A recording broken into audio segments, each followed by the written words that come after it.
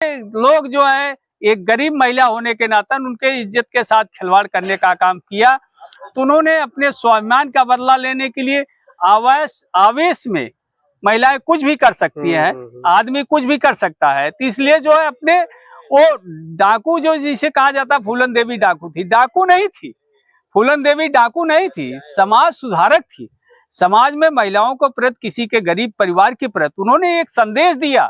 इस देश को, प्रदेश को एक संदेश दिया कि आप गरीब महिलाओं को गरीब ये ना समझे कि जो हमसे जो इनके ऊपर अत्याचार करेंगे तो चुपचाप बैठ करके सहन करने का काम करेंगी। उन्होंने एक संदेश दिया, चाहे गरीब हो चाहे अमीर हो, सबकी इज्जत बराबर होती है। अगर हमारी इज्जत के साथ तुम खिलवाड़ करेंगे तो जिस तरह से तुम हमारी इज्जत के साथ खिलवाड़ करोगे, मैं तुमको उसी ढंग से तुम्हारे साथ। नमस्कार दोस्तों, D4S न्यूज सच की ओर में आपका स्वागत है। दोस्तों, आज निषाद जन कल्याण समिति पिलकिछा खुटहन की तरफ से फूलन देवी शहादत दिवस पर रैली निकाली गई और जिसकी अध्यक्षता कर रहे अभयराज निषाद और सचिव सूबेदार निषाद, कोषा अध्यक्ष धीरेन्द्र निषाद और उपाध्यक्ष रामनयन निषाद के अध्यक्षता में यह रैली निकाली गई। और इस रैली के माध्यम से लोगों को यह जागरूक किया गया कि विकट से विकट परिस्थिति में रहकर भी फर्श से अर्श तक पहुंचा जा सकता है और उस परिस्थिति को झेलते हुए ऐसा कारनामा फूलन देवी ने कर दिखाया, जो कि एक दास सुंदरी डकैत कहा जाता था, जिन्हें चंबल की शेरनी कहा जाता था।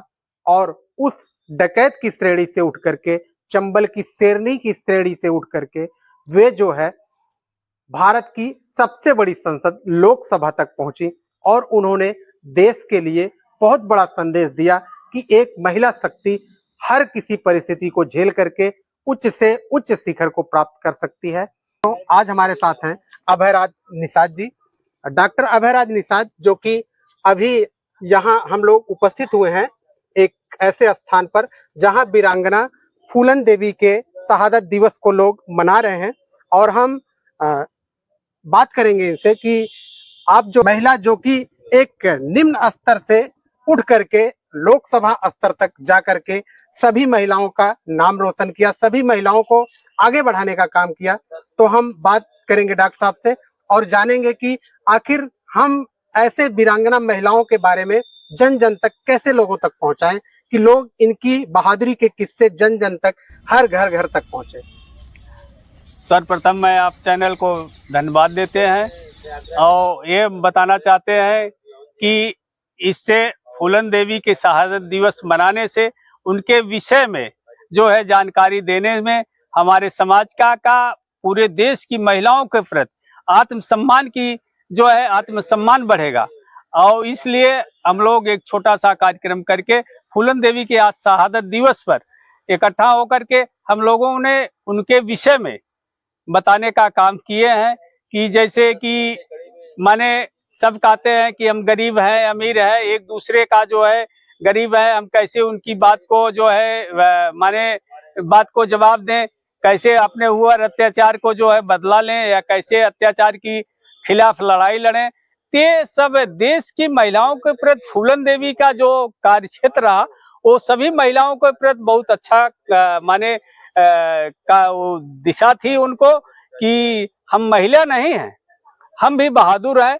जैसे कि पहले फूलन देवी के जमाने में जो है महिलाएं पुलिस में नहीं हुआ करती थी, लेकिन जैसे फूलन देवी के जैसे कार्य क्षेत्र को देखते हुए, उनकी बहादुरी के देखते हुए हमारी सरकार ने जो है पुलिस में, सेना में, हवाई जहाज में, एयरफोर्स में भी भर्ती करने का काम ये कर रहे हैं, महिलाओं को किया। तो डॉक्टर साहब एक बात बताइए, जैसे वीरांगना फूलन देवी जो थी उनके साथ बहुत अत्याचार और अन्याय हुआ और वो उस अत्याचार और अन्याय को सहन करते हुए देश की सबसे बड़ी संसद लोकसभा सदस्य चुनी गई। तो मुकदमा तो होगा, जैसे उस समय मैंने तो 2012 में उनके पैतृक आवास जाकर देखा था, तो उनका जीवन जो है, उनके माता पिता, उनका परिवार का जीवन जो है बहुत दयनीय स्थिति में चल रहा था। उनके पास न रहने के लिए मकान था, उस जमाने में जब घटना घटी खाने के लिए रोटी थी। ते लोग जो है एक गरीब महिला होने के नाते उनके इज्जत के साथ खिलवाड़ करने का काम किया। तो उन्होंने अपने स्वाभिमान का बदला लेने के लिए आवेश में महिलाएं कुछ भी कर सकती हैं, आदमी कुछ भी कर सकता है। तो इसलिए जो है अपने वो डाकू जो जिसे कहा जाता, फूलन देवी डाकू थी, डाकू नहीं थी। फूलन देवी डाकू नहीं थी, समाज सुधारक थी।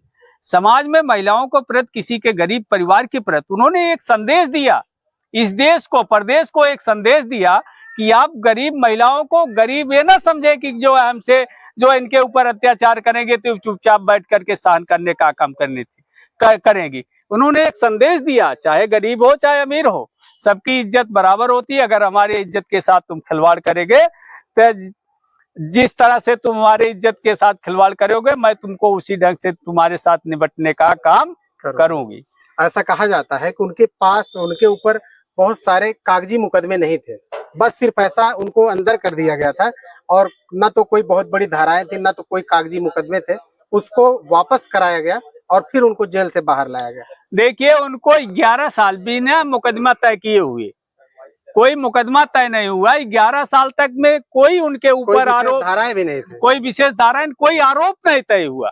बिना आरोप तय किए हुए उनको जो 11 साल जेल में रखा गया, कोई आरोप नहीं। हमारी समाज की बहन जो है उनको बिना मुकदमा तय किए हुए 11 साल उनको जेल के अंदर रखा गया है। अभी उनके ऊपर कोई आरोप तय नहीं हुआ है। तो इसलिए उनको जब तक कोई आरोप नहीं तय होता तब तक उनको जेल से क्यों नहीं बाहर किया जाता है। पहली बार सांसद कहाँ से चुनी गई? पहली बार सांसद 1994 में जो है मिर्जापुर से, 1996 में मिर्जापुर से सांसद चुनी गई। दोबारा फिर 1999 में उन्होंने मिर्जापुर से दोबारा सांसद चुनी गई। धन्यवाद, आपने हमको समय दिया, इसके लिए आपको बहुत बहुत धन्यवाद। मैं आपको चैनल को भी बहुत धन्यवाद देता हूँ, जो आप हम लोगों की आवाज उठाने का काम किए हैं, दर्शकों को दिखाने का काम करेंगे। इसके लिए आपको बहुत बहुत धन्यवाद। फूलन देवी अमर रहे, फूलन देवी अमर रहे, फूलन देवी अमर रहे। जब तक सूरज चांद रहेगा, नाम रहेगा। जब तक सूरज चांद रहेगा, नाम रहेगा। जब तक सूरज चांद रहेगा, नाम रहेगा।